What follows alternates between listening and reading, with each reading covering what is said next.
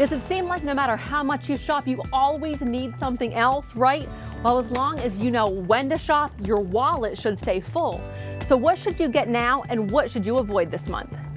Chocolate is always a great place to start. Some stores are still trying to get rid of Valentine's chocolate, and that means great deals for you. Ghirardelli has chocolate on sale for half off, as low as $2.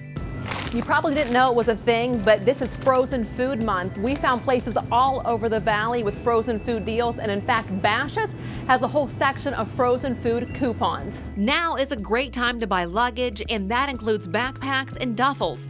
TomTop.com has backpacks on sale for less than $8, and LuggagePros.com has sets on sale for more than half off. So what do you want to avoid buying this month? According to Go Banking rates, you may want to hold off on buying a car. That's because a lot of people are shopping for them with their income tax returns. For more on what to buy and what not to buy this month, go to our website, abc15.com/smartshopper.